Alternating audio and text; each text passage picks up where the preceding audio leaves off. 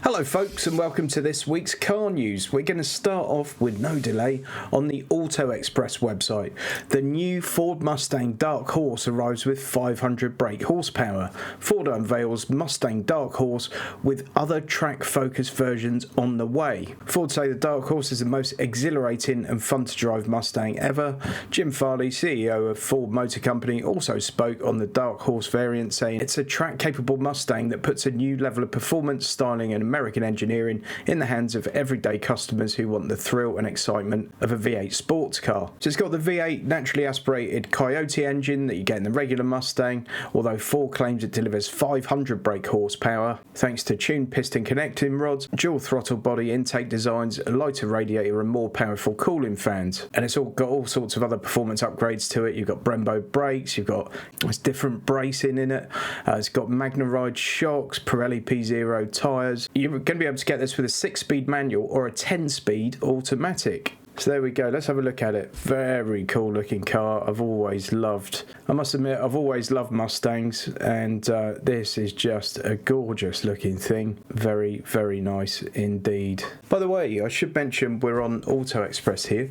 Dacia completes range-wide rebrand with new look. Updated design and logo, new colours and a dealer network revamp sees Dacia redefine itself for the next chapter. So here's the new logo, and you can see how that's going to look on the front of the car. They've gone with like a DC kind of thing, which is quite cool. And then you've got the big Dacia on the back, as many companies are doing now. I don't mind the look of that at all. So part of this new sort of rebrand for Dacia is not only the new logo, but they're slightly sort of focusing on customers with an active lifestyle who are seeking design-led cars, they say here, without losing its focus on value.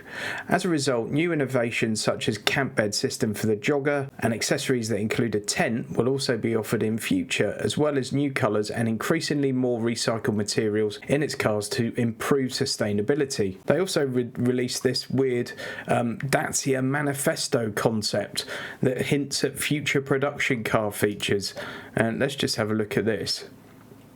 But I mean, this is obviously completely bonkers, and I can't imagine they'll ever produce this. But I think what they're trying to show you is that they're thinking about using the recycled products, about sustainability. Look, those tyres are actually hollow. They're obviously made out of recycled materials. The dash and the steering wheel are obviously recycled materials. And I wouldn't be surprised if we don't see a little off-roader from them.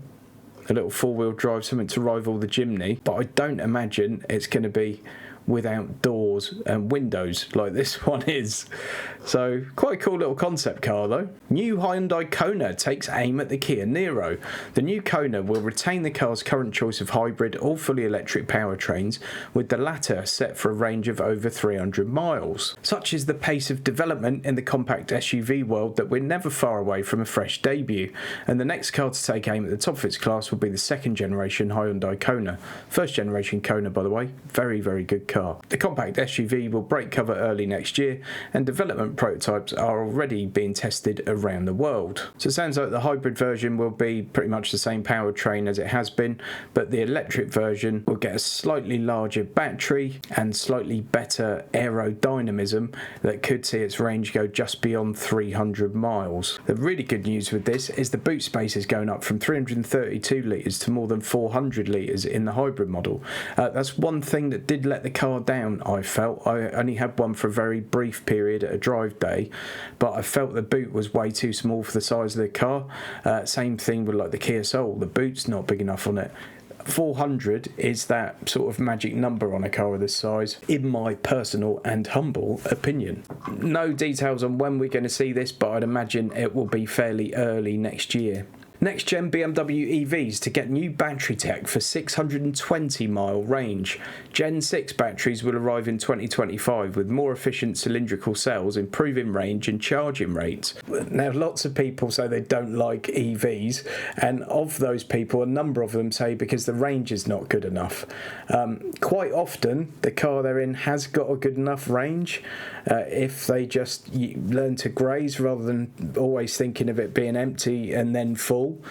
You just graze with EVs, you just plug them in whenever you can, and life's reasonably easy. But if the mass market starts to see cars that can do 600 miles and above, that really gets rid of that argument. And it also means that people like sales reps and people that do a lot of business journeys are going to be less reliant on public chargers. They could possibly just charge overnight. Those with chargers at home, by the way, of course. They're saying Gen 6 batteries will give us 30% or more range than current Gen 5, but we won't go over 620 miles of range even though we can. We don't think that such a long range is necessary.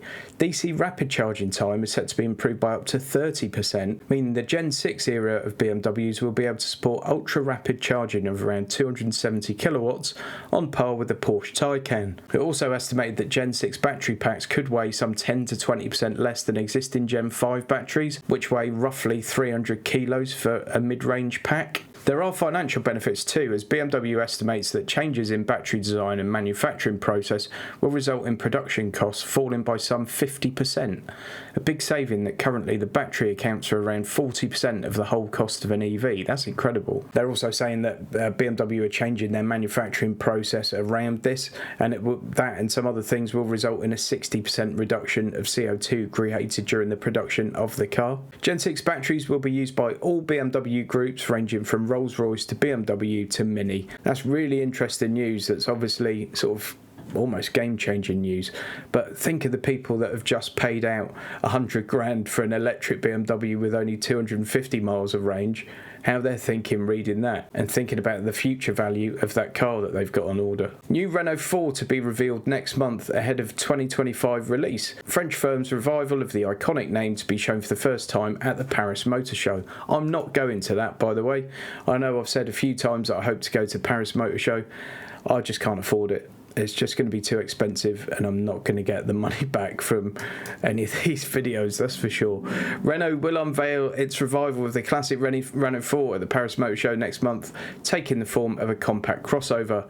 It will be likened to the 1960s classic car in name only and sit above the upcoming Renault 5, which has already been revealed as an £18,000 to £21,000 concept. This suggests it will command a premium price rather than being sold as a budget car like its forebear. During 2025, it will benefit from new battery and electric motor technology being developed by Renault Group, although what these will be are yet to be confirmed. So that's the artist's impression of it. Obviously, at the moment, we don't know what it's going to look like. I would suggest the front end's probably not too far off. So let's wait and see. That could be quite an interesting little car. A hardcore variant of the BMW M2 to pack 473 brake horsepower punch. More potent version of the hot coupe to be track focus variant, likely using CS or CSL badge. BMW is testing a stripped back hardcore version of its upcoming second generation M2 coupe. The track focus variant is expected to get an updated version of BMW's turbocharged 6-cylinder S58 engine that makes 473 brake horsepower, matching the current M4. There you go. There are still cars coming out to appease petrol heads. Not everything's electric at the moment, just most things. That's an interesting thing. I'm not sure about that spoiler. It's a bit shopping trolley for my liking. Autocar again now. Call for government to revise business mileage rates for electric cars. Rocketing energy costs could leave business drivers out of pocket as rate stagnates at 5 pence per mile. This is long overdue, and they're often very slow to revise business mileage rates, and it's just not fair. The fleet industry has called on the government to shake up its reimbursement rates for electric car drivers as spiralling energy costs have left the majority out of pocket. Initially 4 pence per mile, the AER rose to 5 pence in November 2021 after an industry campaign to make it more reflective of the true cost of charging. But this year's rampant energy price rises have left it even further off the mark. Let's wait and see what happens on that. It does seem extremely unjust at the moment. You can use a car for business. Lots of people, just employees, using their car and claiming back whatever they're allowed to from their company based on the government advisory rates, and it's costing them money to go and do their job, and it just seems wrong. So hope some action's taken on that.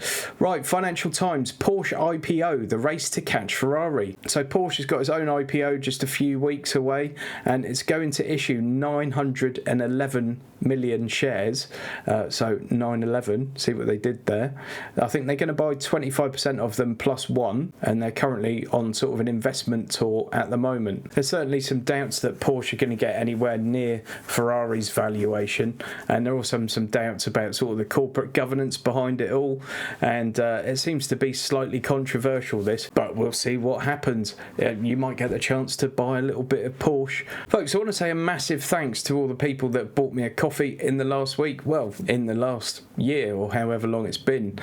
Thanks ever so much. I really do appreciate it, and I really appreciate those coffee members, those people that buy me a coffee every month. It does make a difference. I do appreciate it, and I think it's only right and proper that I thank you whenever possible. So thanks very much indeed.